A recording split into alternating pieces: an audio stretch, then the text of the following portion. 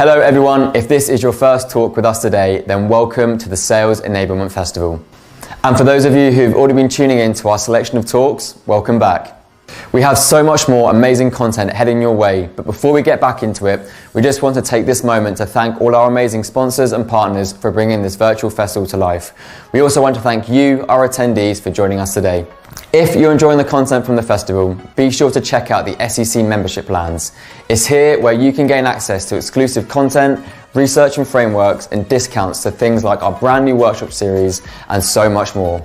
You can find more information about this over on the Sales Enablement Collective website. Don't forget to have your questions ready for the live Q&A at the end of this talk, as you'll have the chance to put them to the experts themselves. That's everything from me, so all that's left to do is sit back and enjoy this next talk.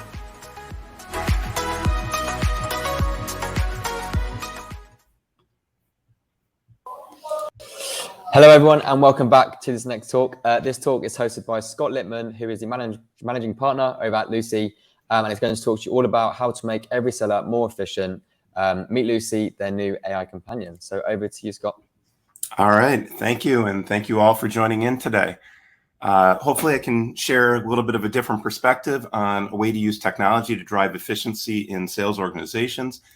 I'm Scott Littman, co-founder of Lucy. I spent 20 years as an entrepreneur in marketing services and technology, and have worked with over 20% of the Fortune 500 in that time on ways to use technology to drive their business forward. And today, we're going to talk about Lucy. And the core problem we've been out to solve in the enterprise, and this exists across sales, marketing, operations, service support, HR, but the core problem we've been out to solve is there is so much data in the enterprise. Now, some of the data is structured and it's in databases and it's in tools like a Salesforce, and there's really good tools to be able to manipulate large amounts of data. But so much of the data in an enterprise is unstructured. It's the proposals, it's the contracts, it's the sales collateral, it's all of the marketing support, it's research, it's everything that's in a PowerPoint, a PDF, a Word document, audio, video. And in most organizations, whether you use SharePoint or other Microsoft technology like Teams, Streams, OneDrive for Business, Office 365, maybe Box, Ignite, Dropbox, Google Drive, it is very hard to find what you're looking for. And it's hard when it's your own documents. But when you're in a large organization and there is the work of dozens or hundreds or thousands of other people, each that have created tremendous amounts of content over time, every proposal, every contract, every sales collateral, to find the answer you need when you need it is quite difficult. And so we have seen in the typical enterprise, there are certain challenges that are commonly faced. One is just the time that is lost looking for information.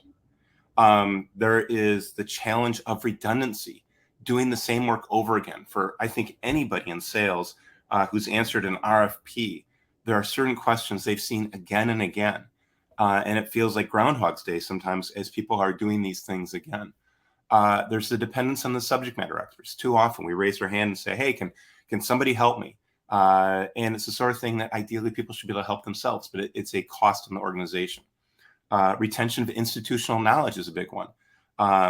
Everything I work on, I know, but when I get promoted or I leave, I move to another business unit or a different team, all of that knowledge goes with me. So even though the data I worked on remains behind, the knowledge of it is with the person. And as a result, that data is going to go dark. There can be challenges in sharing data. And when I say that, it sounds kind of silly, like anybody can send an email or post a document over Teams or Slack and share it with people. But on the other end, do people open it? Do they read it? And maybe they do, maybe they don't. But even if they do, will they remember it, weeks from now or months from now, when the time comes that they actually need to know it? And then video can be a really great asset, but also very difficult to leverage. And so these are common challenges we see across all job functions in the enterprise related to this data that we think of as unstructured data.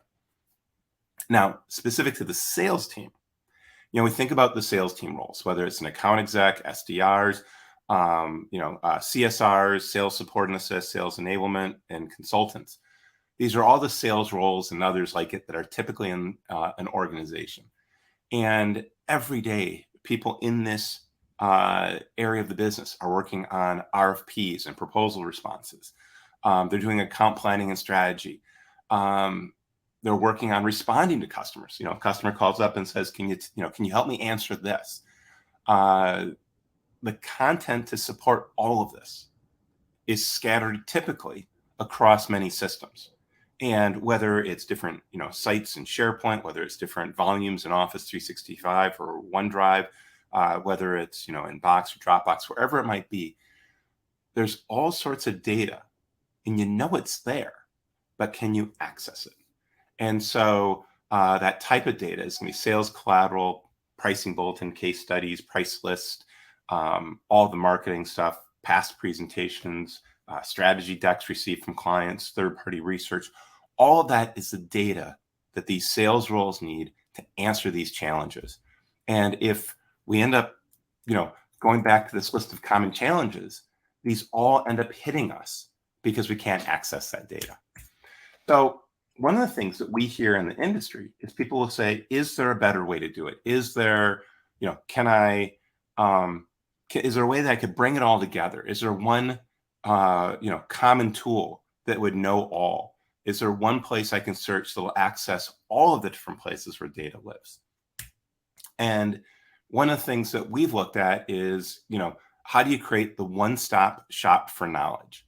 And so what I'm going to do is I'm going to show you what one looks like. And so I'm going to leave the presentation for just a moment here, and we're going to go to Lucy, and we'll log in. Let me just stretch that out over the screen a little bit so you can just see kind of the web browser. And I'm going to give you a couple of examples of how technology like this can be used every day to support sales. So this is Lucy, and Lucy's a cloud-based software as a service, and she's an excellent example of a sales enablement AI that can help any sales team with the challenges we just mentioned in those slides. And so I'm going to ask Lucy a few questions here. And I've got on the left side, in the bottom left, where it says ask me, that's where I'm going to ask the questions. And so I'm going to say, maybe I'm working on a proposal with Land O'Lakes. I'm from Minneapolis, Minnesota. Our headquarters is here. Land O'Lakes is not a customer, but they're a large CPG, just down the street, so to speak. And so I'm going to ask, what is the submission date for the Land O'Lakes proposal? Now, I asked this question for the very first time last night as I was preparing for this, and Lucy remembered that, so she kind of auto-filled that in, which is nice. So what is the submission date for the Land O'Lakes proposal? So I'm working on this project, and I can see actually on the right side here a series of answer units that come from my data. And I should mention, this Lucy is connected to about 1 million pages of content. The sources are going to be third-party sources. You can see my source list here, all the different sources connected to this Lucy, including Salesforce, including my SharePoint, and I can see all of the different SharePoint sites that are connected as well. And so when I ask this question, Lucy is looking across 1 million pages of content on all of those different sources to find the best answer to the question. And so I asked, what is the submission date for the Land O'Lakes proposal? And we can see here on page 2 of a 24-page document, here is the submission and due date for the proposal that is being run by Land O'Lakes Procurement. And I should mention this is a public document. Last night I said, I probably should throw some sort of proposal in that's not one of my customer proposals. And I just Googled up, a company name proposal and added this to my SharePoint. We can see Lucy always tells us the source attribution is SharePoint. It's the CPG volume. Here's the document. I can give Lucy a thumbs up, thumbs down, tell her was that helpful or not. I can also ask other questions. What is the expected scope for the Land O'Lakes proposal? And just using examples of things where I would ask a question as I would to a colleague and expect Lucy to answer it for me. And then here's the scope of work, which is on page 16 of 24. But keep in mind, this is page 16 of a 24-page document, which is one of over 10,000 documents in one page out of roughly 1 million. Or how will Land O'Lakes evaluate our proposal? And there is no training done to any of this content. I just literally put this into SharePoint yesterday just for purposes of today's presentation. And here on page 24 of 24 is the criteria for evaluation. And there's been no training. I have not yet done a thumbs up or thumbs down to give Lucy validation and say this is good. Actually, I will give her a thumbs up as a way of saying way to go, because she becomes smarter with every interaction. Now, I might, while I'm putting together my proposal for Land O'Lakes, I might say, what do we, here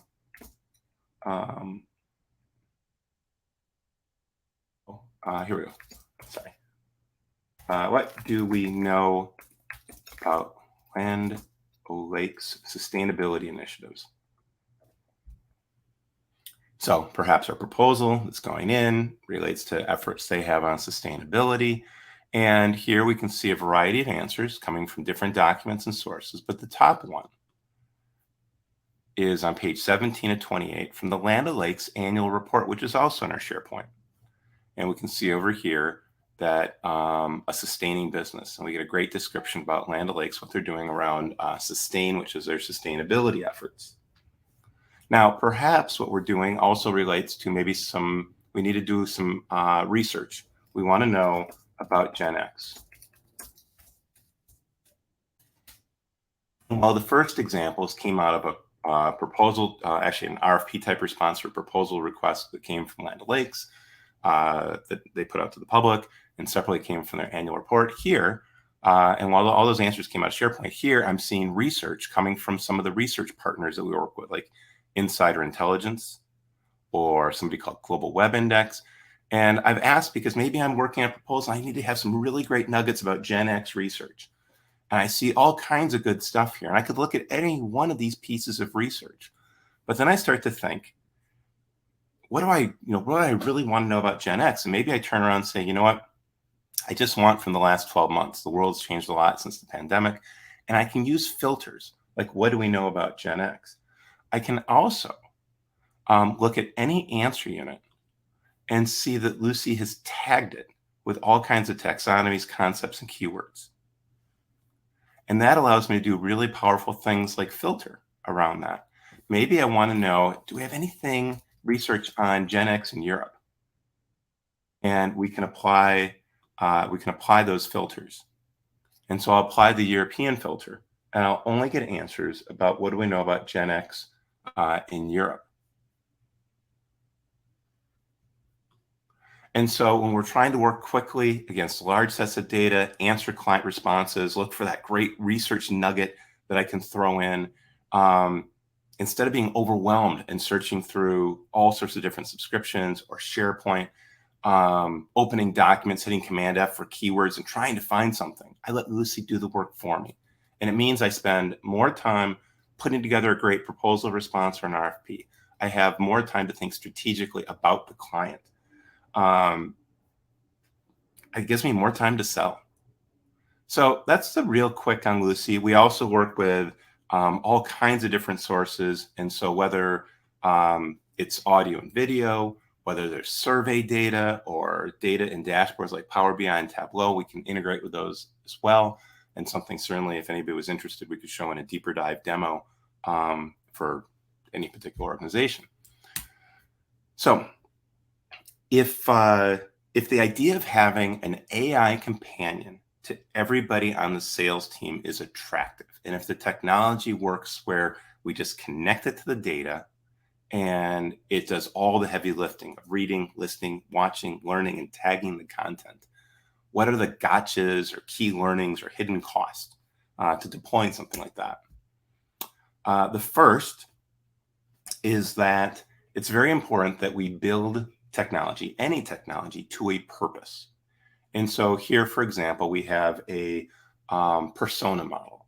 One of the things that we like to do with our customers, and actually even our prospects before they become customers, is help them with persona modeling. A persona model allows us to say, who are we building this for?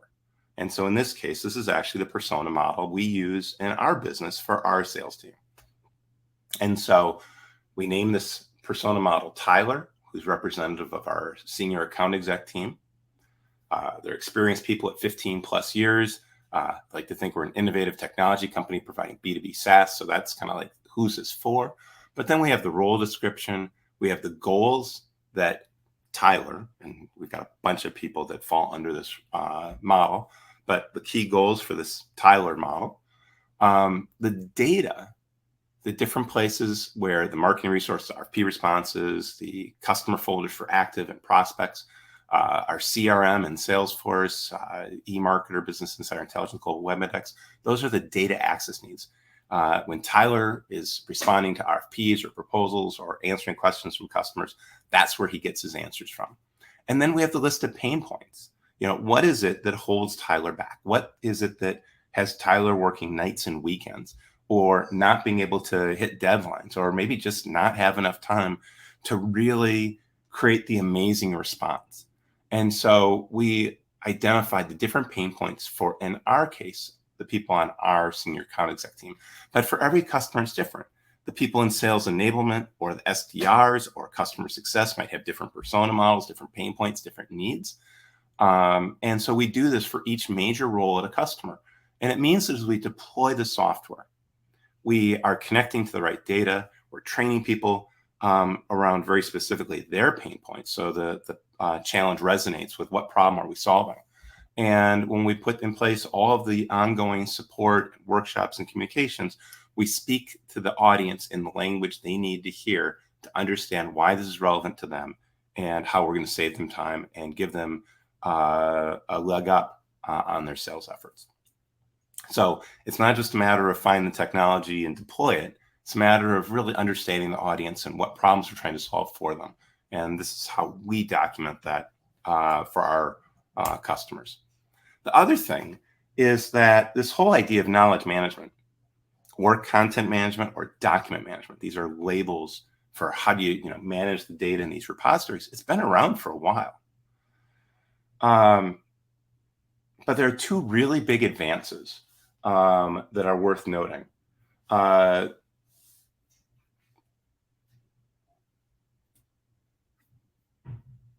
And somebody said that my screen share went away. So I'm just gonna make sure that that's there. Not sure why that would have dropped. There are two really big advances that have changed the game as far as document management, content management. One is natural language. You will have noticed in the demo that everything I did was talking to the AI as I would to a colleague, using a complete sentence. Well, that's really important because when you're trying to find that decision criteria, the deadline, you're not going to find it with a keyword. Being explicit. I was looking for Land O'Lakes decision criteria for their proposal response. That's something I could ask to a colleague. That's what I asked to the system.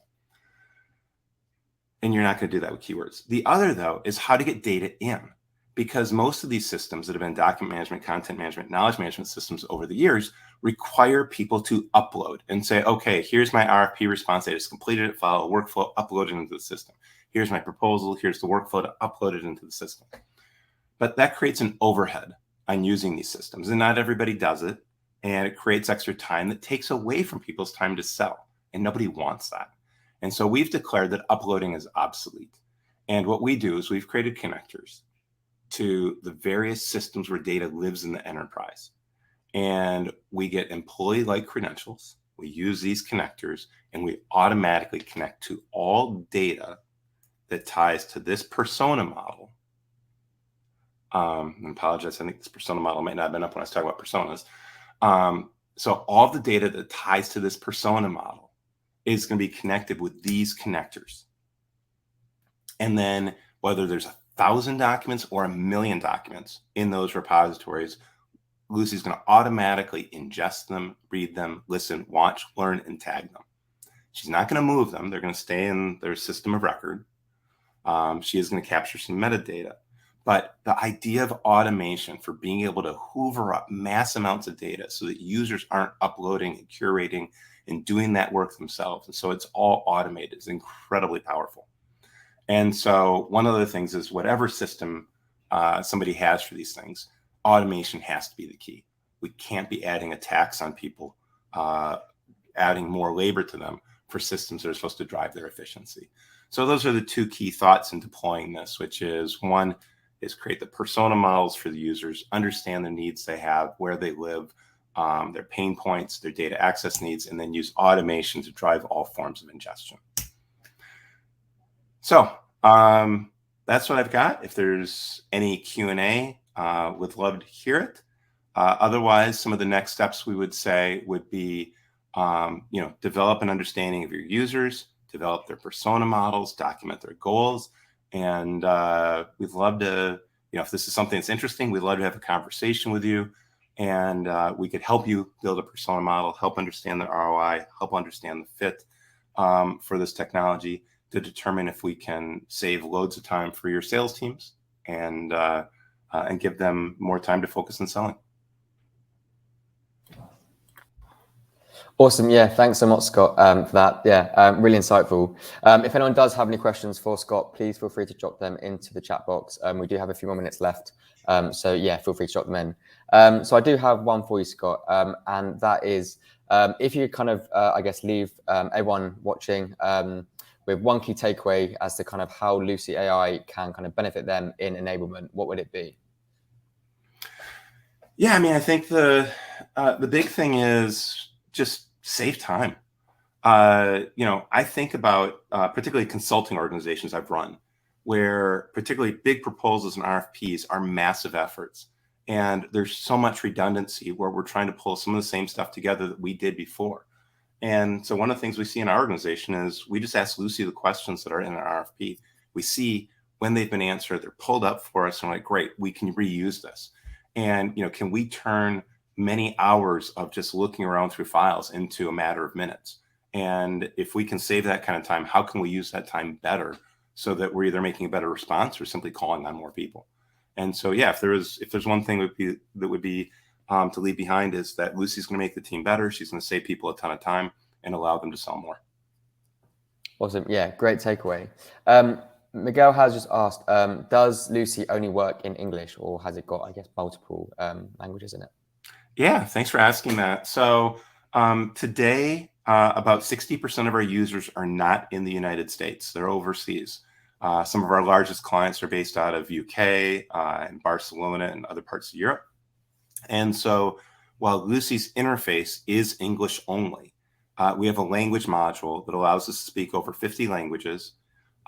We can take field native questions in those languages and respond with content in those native languages as well, or do translation. Say, if somebody asks a question in German and say, I do want to know, are there answers that are from the English content that are appropriate? And then show translation of that content as well.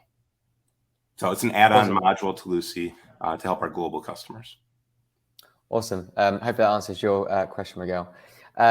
So yeah, if that is all the questions we have, then we'll wrap things up. If anyone does have any more questions for Scott and is watching this on demand, please feel free to reach out to him over on LinkedIn. And I'm sure they'll be more than happy to answer any more questions there and also kind of continue the conversation over there.